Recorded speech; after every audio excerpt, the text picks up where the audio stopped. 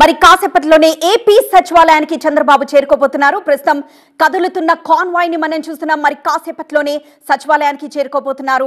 So చంద్రబాబుకి స్వాగతం పలికేందుకు దారి పొడవునా ఏర్పాట్లు చేశారు.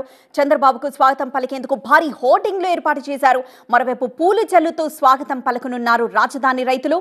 ఆయన 4 గంటల 41 నిమిషాలకు బాధ్యతలు స్వీకరించనున్నారు. మొదటి సంతకం మెగా డిఎస్సి పైనే సీఎం చంద్రబాబు తొలి సంతకం చేయబోతున్నారు. మొత్తం 5 కీలక ఫైళ్లపై సంతకాలు చేయనున్నారు.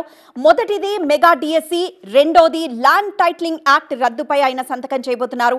ఒక మూడోది పెన్షన్లపై, పెన్షన్ పెంపుపై ఆయన 3వ సంతకం చేయబోతున్నారు. 4వ సంతకం అన్నా క్యాంటీన్లపై చేయబోతున్నారు. ఇక 5వ సంతకం స్కిల్ సెన్సెస్ మీద చేయబోతున్నారు. సో ఈ 5 ఫైళ్లపై, కీలక ఫైళ్లపై ఆయన మొదటి సంతకం చేయబోతున్నారు. మొదట ఈ 5 ఫైళ్లపైనే సంతకం చేయబోతున్నట్లు తెలుస్తోంది. 4 గంటల 41 నిమిషాలకి ఆయన బాధ్యతలు స్వీకరించబోతున్నారు. సో మరి దగ్గరలోనే ఉన్నారు సచివాలయానికి. చాలా ఫాస్ట్ గా కాన్వాయ్ చేరుకుంటున్న దృశ్యాన్ని మనం చూస్తున్నాము. అమరావతి రైతులు ఎక్కడైతే ఉన్నారో అక్కడ కాసేపు ఆగి చాలా స్లోగా కాన్వాయ్ నడిచింది. అక్కడి నుండి రైతులతో మాట్లాడి, మహిళలతో మాట్లాడి వాళ్ళు నినాదాలు చేస్తూ పూలు చల్లుతూ ఆయనకు స్వాగతం పలికారు. ఆ తర్వాత చాలా ఫాస్ట్ గానే కాన్వాయ్ కదులుతున్న దృశ్యాన్ని మనం చూస్తున్నాం. మరి కాసేపట్లోనే ఆయన సచివాలయానికి చేరుకోబోతున్నారు. సచివాలయానికి చేరుకున్న తర్వాత కొంత ప్రాసెస్ ఉంటుంది. ఆ తర్వాత ఆయన కీలక ఫైళ్లపై సంతకాలు చేయబోతున్నారు. 4 గంటల 41 నిమిషాలు ముహూర్తం ఫిక్స్ అయింది. 4 గంటల 41 నిమిషాలకి చంద్రబాబు నాయుడు బాధ్యతలు స్వీకరించనున్నారు. స్వీకరించిన అనంతరం కొన్ని ఫార్మాలిటీస్ పూర్తి చేసుకున్న తర్వాత 5 కీలక ఫైళ్లపై ఆయన సంతకం చేయనున్నారు. కానీ రైట్ సైడ్ బాక్స్ లో మనం చూస్తున్నట్లయితే అమరావతి రైతులు అక్కడికి భారీగా తరలి వచ్చారు. అమరావతి రైతులు పూల వర్షం కురిపించేందుకు చేతిలో పూలు పట్టుకొని అక్కడికి తరలి వచ్చారు. మరోవైపు మహిళలు భారీ ఎత్తున కనిపిస్తున్న దృశ్యాలు మనం చూస్తున్నాము. టీడీపీ జెండాలు పట్టుకొని మహిళలు పూల వర్షం కురిపించేందుకు అక్కడ సిద్ధమయ్యారు.